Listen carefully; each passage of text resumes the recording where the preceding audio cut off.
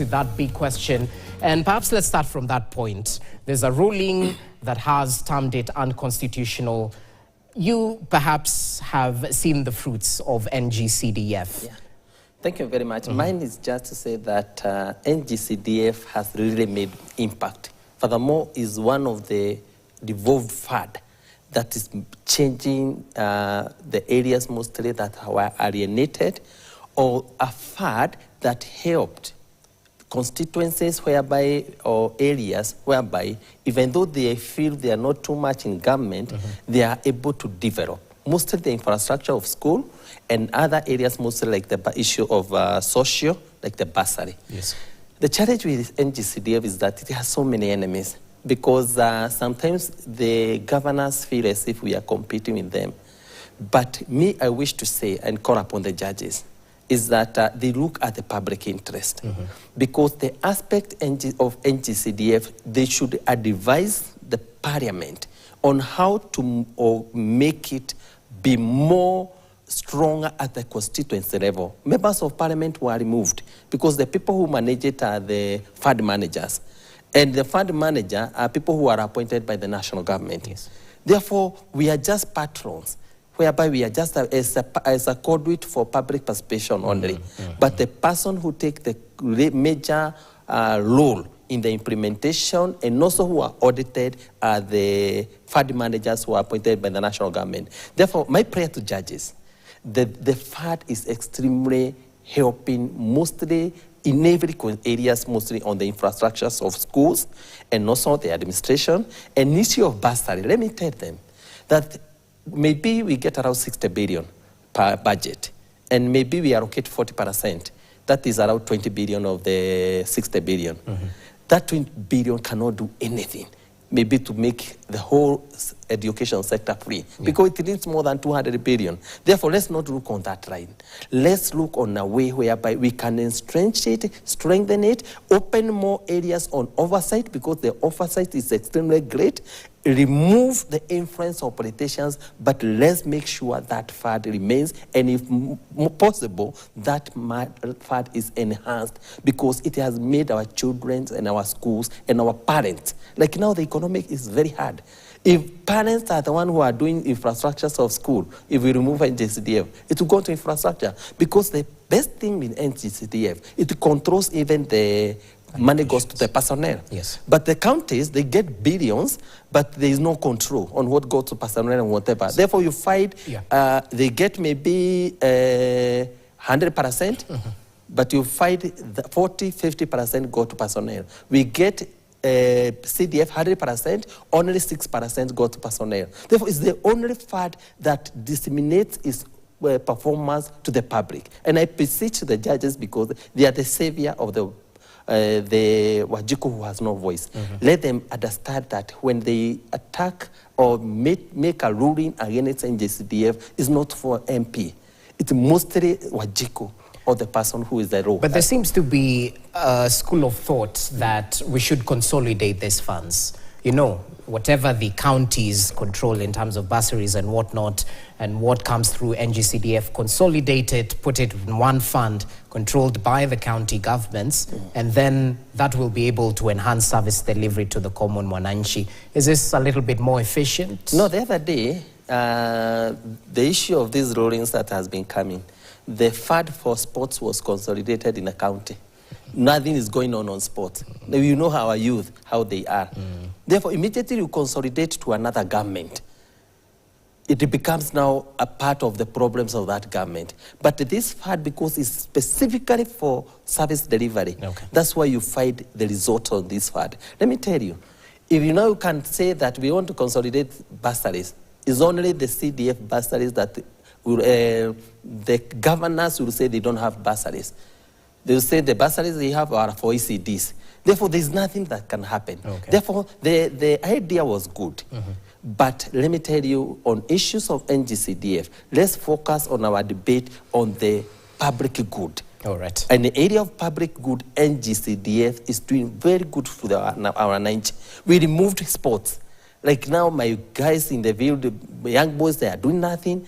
The counties don't have the money. When it goes to the counties, immediately there are issues of personnel and whatever. Therefore, let's take that. This is a default FAD for the national government. All right. And implementation of the FAD is very carefully on service delivery, whereby 6% is the only that goes to personnel. Okay. But when you go to the counties, 40 to 50% goes to personnel. Well, it's clear members of parliament have vowed to challenge that High Court ruling that deemed NGCDF unconstitutional.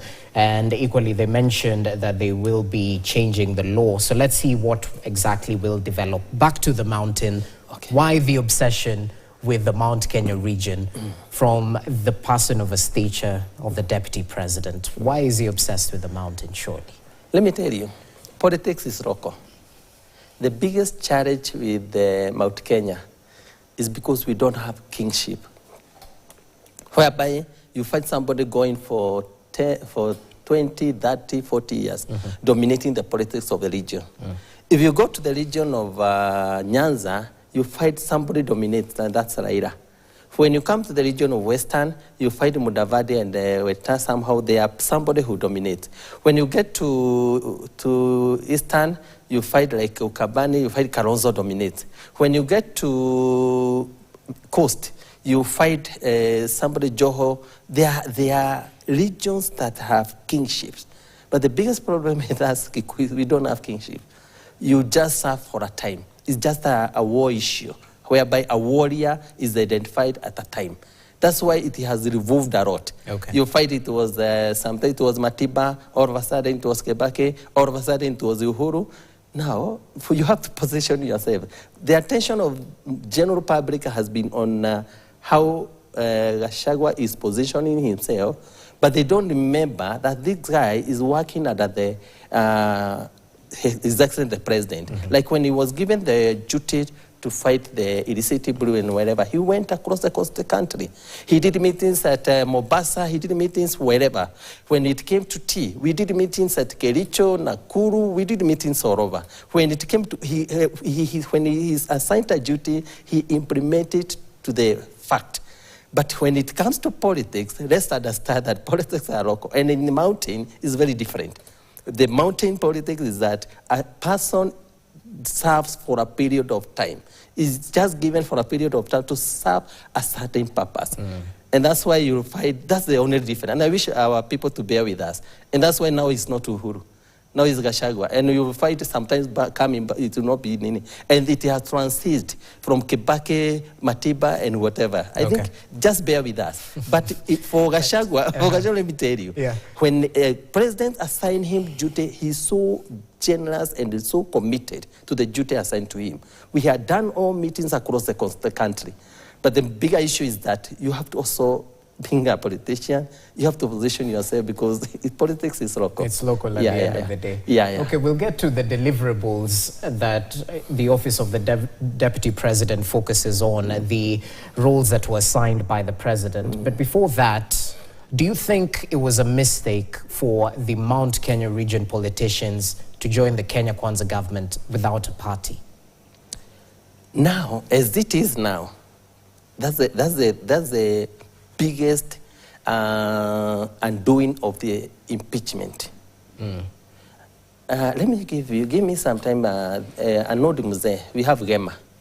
The GEMA is an association of the mountain. Gikuyu Meru, as a Kikuyu Ebu Meru Association. Yes. That organization was formed so many years ago, and it has structures and it has leaders. And the leaders are people who have gone along their adulthood, and they are people who are knowledgeable. One old man who is an executive member of GEMA came and asked me, Kihungi, you know Hareduku, he was very young, that was in 1920. That young man, he wanted to defend or to talk on our behalf as Kikuyus, and that's how he formed the Young Kikuyus Association in 1920 to advocate against Kipandes, whereby people used to work with an ID, to advocate against the oppression of the land that was taken. Since then, we have never lived without a political party. Now he asked me, you want to join a government? Our predecessors have never, they are the one who originated in the issue of political parties in this country. Yes. Now, you want to go and join a government without a party. Now he came to me the other day. He asked me, Kihungi, I told you, your man is going.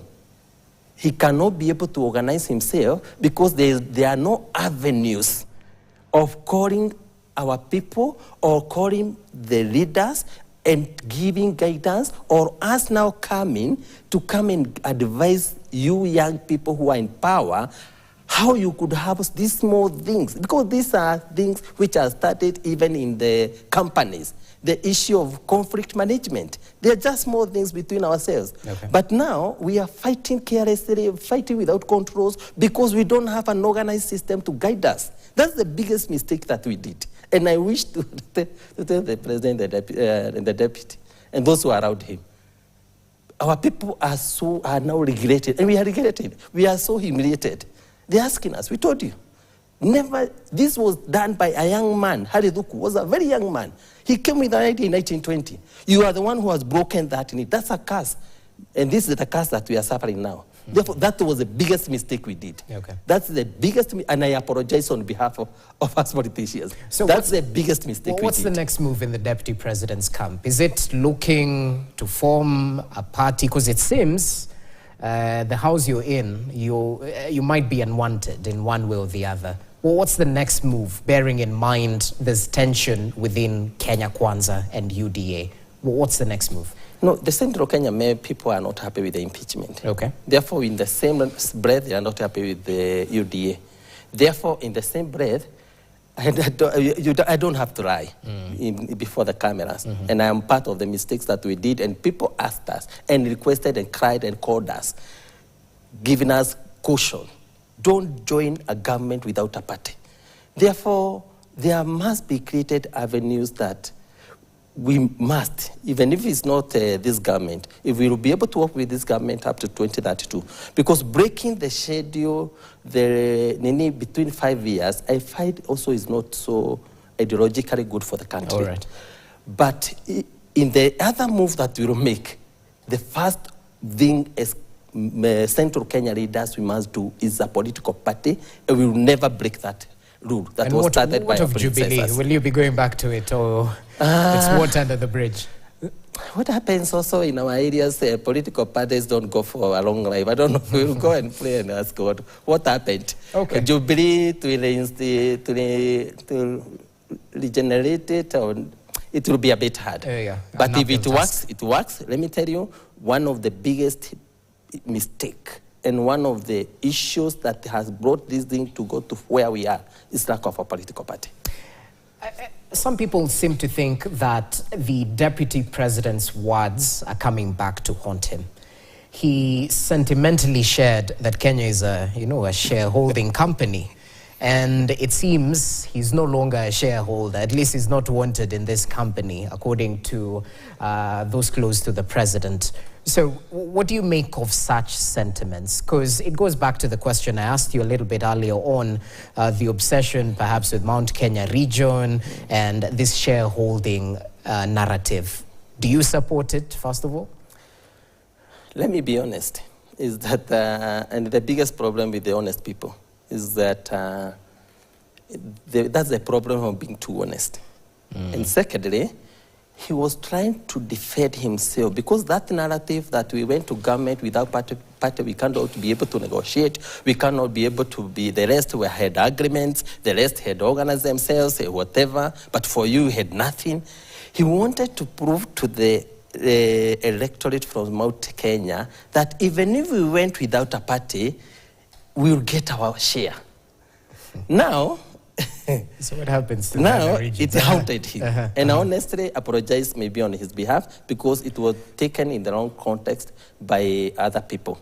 But let me tell you, if the impeachment may be gone, and maybe that could be part of the claims that he has broken, let me tell you, if he comes back, maybe to defend himself, and comes with a list of how projects are distributed, you'll wonder. You'll find one constituency that has projects for more than 10 or 20 constituencies.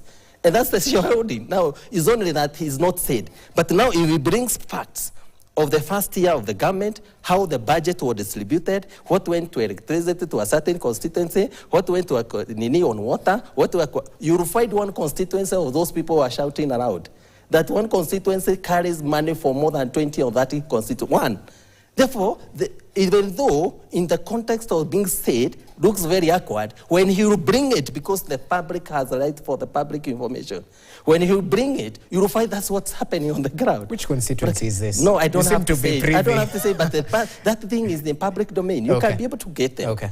You can be able to, but one of the person who is very loud on this issue of Nini, you will find his constituency. Are you referring to the majority leader in the National Assembly? No, but I'm saying you realize those people who are very close to power, they have taken everything. And therefore, the only problem with the deputy president is that he said it.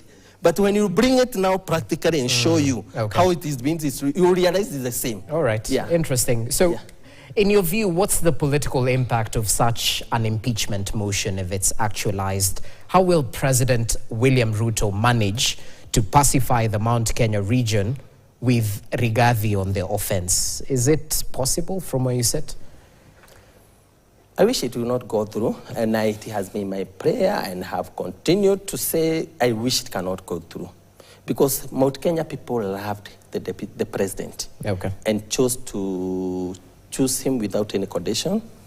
And one of the things that Mount Kenya people hate is betrayal. Those are code of conducts that are not written anywhere. But the issue of betrayal is one of the things that people hate. You will see if you go back, don't want to mention people. Anybody who has an element or an object of betrayal, has never recovered.